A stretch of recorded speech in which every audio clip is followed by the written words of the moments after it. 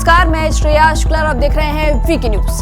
Qatar की jail में बंद 8 पूर्व भारतीय नौसैनिकों को बड़ी राहत मिली। कतर की कोर्ट ने पूर्व भारतीय नौसैनिकों की फांसी की सजा पर रोक लगा दी। इस मामले पर भारत सरकार ने कहा कि हम 8 लोगों यानी कि पूर्व नौसेना अफसरों के परिवारों के साथ हमेशा खड़े हैं। वहीं बीजेपी ने इसे मोदी सरकार की जीत बताया तो कांग्रेस ने इसे लेकर खुशी जाहिर की। इसी महीने दुबई में हुए COP28 समिट में पीएम मोदी ने कतर के अमीर शेख तमीम बिन अहमद अल थानी के साथ मुलाकात की थी। दोनों नेताओं की मुलाकात के बाद ये बड़ा फैसला आया है जो कि भारतीय नौसैनिकों के पक्ष में है। पीएम मोदी और बिन अहमद अल थानी ने बताया कि उनके बीच भारतीय समुदाय के कल्याण को लेकर चर्चा हुई थी।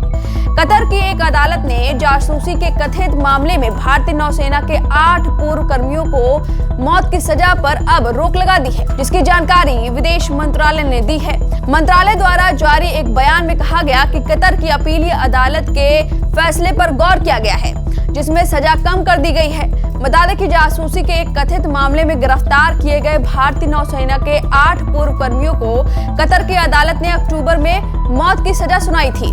दोहा स्थित देहरा ग्लोबल के सभी कर्मचारियों भारतीय नागरिकों को अगस्त 2022 में ही हिरासत में ले लिया गया था।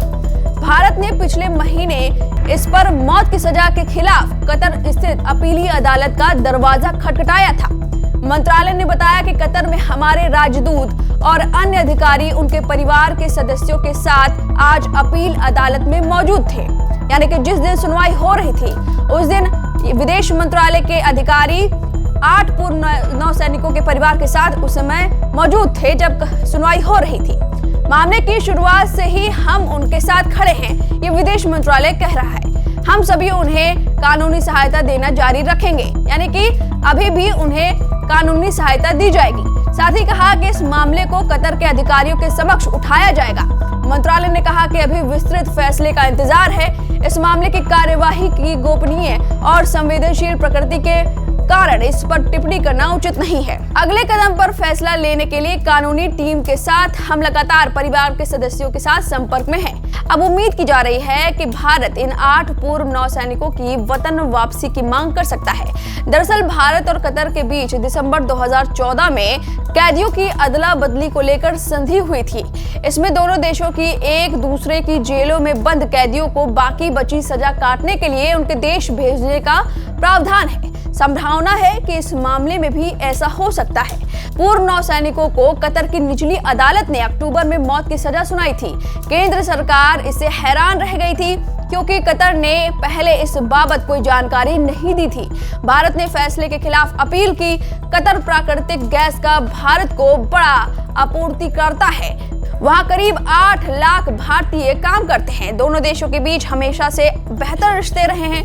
भाजपा ने इस फैसले को मोदी सरकार की कूटनीति विजय बताया है और भाजपा महासचिव तरुण चुग ने कहा कि इस घटनाक्रम ने फिर दिखाया कि पूरी दुनिया पीएम मोदी के नेतृत्व में भारतीय विदेश नीति को मान्यता देती है। कांग्रेस महासचिव जयराम रमेश ने लिखा कि फैसले पर पूरे देश के साथ कांग्रेस ने भी राहत की सांस ली है। उम्मीद करते हैं कि अब जेल की सजा भी खत्म की जाएगी और सभी रिहा हो जाएंगे।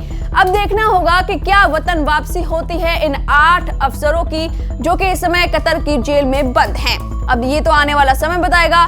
फिलहाल विदेश मंत्रालय लगातार उनके संपर्क में है और सहायता दे रहा है। अब इस खबर पर आपकी जो भी राय है हमें कमेंट करके जरूर बताएं। वीके न्यूज, राष्ट्र के नाम।